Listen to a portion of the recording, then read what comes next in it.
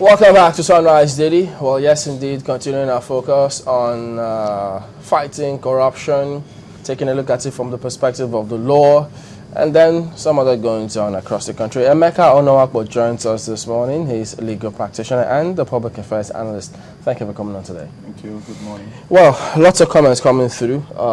Everyone, well, at least most people, concerned about this tag that Nigeria is usually given when it comes to corruption, and all concerned saying, look, something needs to be done. But from your perspective, what do you think? I think Nigeria can sincerely tackle corruption if we take it from the roots and we borrow a leaf from countries where corruption is lower. You know, certain things breed corruption. When people whose morals are not very strong, if they are pushed to the wall, if they feel threatened by hunger, by the basic necessities of life, like housing, even transportation, it now becomes a big deal. But if people whose morals are strong, if you're in there and you don't have this critical mass of people around you who are of the same mindset, mentality, ideology, you just may find yourself taking the forbidden apple. Because you find out that when you leave that position, you may still be in want of basic things. There are stories of permanent secretaries, ministers that were very upright, that when they left position, less than 5-10 years down the line, they were hungry.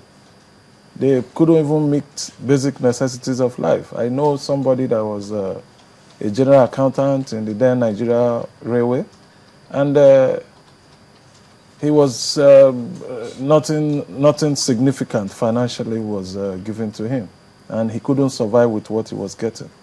He was now living in a position lower than where he should live, and the luck he had was that he was able to put something together. If not, housing would have been a problem for him. Housing, so in other words, comes up again. You're looking at some external factors that can actually pressurize people into being corrupt. Of course. People, these corrupt people, they gather monies to do certain things, to get houses, to make sure that they are comfortable. But if these things are taken as given, even those that really want to live a flamboyant life, if I see you driving a big car and I'm not trekking, I have a train service to take me to where I want to go to, you find that almost everybody is in a bus or in a train. The transport system is good. I'm not comparing my car with your car. I know people who have stayed over 40-something years in Europe and they don't own a car. They've never bought a car because it's not a necessity for them. It's a luxury. So, but where you want to take a necessity, if I start driving a car now, I now get used to it. I want to drive a better car. And my income cannot sustain it. There is virtually nobody in Nigeria that can actually afford a car that will not buy a car because it's necessary. But if these things are in place, I won't be in a hurry to buy a car. It doesn't make sense, my buying a car that I don't need, that I'll be paying tax on. I pay for even owning the number, But where I don't have means of transport, sometimes I come out from my office, I want to take a bus to the island, I'm there waiting for over 30 minutes, I will now trek back to my office to go and take my car, which is not necessary. But again, if you look at it, the absence of such facilities is as a result of corruption, because money is actually budgeted for some of these. Good transportation system, good roads, potable water, but someone somewhere has actually taken that money. That is why we should go to the root of it. If we really want to fight corruption, we'll put these things in place so that people do not have an excuse. Some people sincerely do not want to be corrupt, but they know that when they get home, they may be hungry. But if these things are in place, there's good road, there's water, there's electricity, there's security. What else do you need so much money for if you are not a naturally greedy person? So corruption will come down. In a country where you don't look at the welfare of people, you are breeding corruption. These countries that are doing these things, they are not foolish. they know that if you now step out of line, it will look like, oh, you want to now deprive millions of people that are already enjoying these facilities of their source of sustenance. So that's where the problem is. But here is that, look, we are not enjoying anything. So where you are using our money, you are stealing money from the public tilt. We don't even know. We don't even know what we are missing. Somebody steals millions of dollars, and the poor man on the street is not aggrieved, is not annoyed with the person. When he drives around, he's giving chieftaincy titles. So many things are happening for him that make him feel like, oh, I have to steal more next time. But ordinary tax evasion in some countries, no matter how popular you are, you have to go to jail. So we get a kind of endorsement. Sorry, Mark, when you talk about chieftaincy titles and what the people would say when you're not corrupt, it's a subtle endorsement for you to actually be a corrupt, maybe public officer. Yes, yes, because those that have been seen to be corrupt, they have not been stigmatized. Rather, the reverse seems to be the case. You hear situations of, oh, that guy is so straight. Does he think he's a white man? But what we don't know is that even the so-called white man, in quote, is not skilled not to be corrupt. They just have a system that makes it difficult for them. If you see, if you see them driving around places where they think there's no camera, they want to enjoy that freedom, knowing that, look, they can do this here and not be caught. But we don't have such a system. You have a situation where in Nigeria, robbers go around, they don't wear masks. We have nothing to use in tracing them. We are still at a rudimentary stage of development. We bring out hundreds, if not thousands, load of armed men that we are pursuing a group of hoodlums.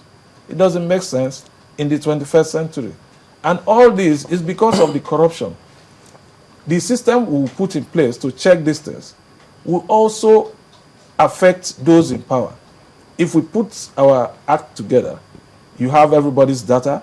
If my fingerprint shows up somewhere, it shows my whole picture and everything about me. I'll be careful what I do. But you find a situation where those in authority, they know these things. They know that, look, we don't want to be caught when we do certain things. But the way the system works is that, look, it doesn't select. If there's a camera here that catches everybody, it won't know whether you are a senator or you are a House of Reps member. It will pick everybody. So they don't want that. You have a situation where money was budgeted for camera in Abuja, and it was in the news that it wasn't done. It doesn't make sense. You've talked about corruption, at the very basic level, but the former chairman of the AFCC talked about a different kind of corruption. Nowadays people are talking about kleptocracy. She even recommended a psychiatric test, for people who steal that way. Can we explain what causes what they've termed kleptocracy? You see, somebody becomes a kleptomania when he cannot stop and cannot control his or her urge to dip his hands into the tilt. Once they start, they cannot stop anymore. It's like something going down a slope. Even if you test them, the corruption in the system will make it impossible for them to fail the test. You see, these things are not difficult, but you must put the basic things in place. If somebody steals while in primary school, it's there in his record. He cannot hold certain positions. Once you get to 18, any crime you commit is recorded against your name. So we don't do proper background checks. Even if you do, there are no records. There are no statistics. We are not a country that is not sure of its population. One day they say we are 170 million. Another day we are 180 million. We don't know what we are projecting with. So you have a budget that is not really looking at actuals. You have a country that things just start rolling and rolling. We don't know where we want to go to because We are not even sure. We say, oh, we want to fight corruption. How much corruption are we fighting? So does it look as bleak as something that former President Obasanjo's comments were about the younger generation failing? You see, we are not going to fail yet, because there are still some people who still believe in Nigeria, and there are structures that were put in place, even at independent stage, that have not broken down completely. So these are the structures that are still holding the country together. The country will not just wake up and fail due to a few years of what is happening. There are a lot of people that are not happy, and some of them are finding their way by hook or crook into the corridors of power, and things must change. When you get to the valley, you have no other place to go to. You must come up. So we are almost at the valley, and the next place is to come up. When you talk about proper documentation, knowing who's where and who's what, if we had all that data, would they have saved or changed anything about those who were destitute, as so-called, in Lagos? Of course. If you have proper data, you know the number of those that are jobless. You know the number of those that have particular ailments. You have to budget for it, because you are there to represent the people. For a situation where you think that, oh, all the members of my constituents are healthy people, so if I see a few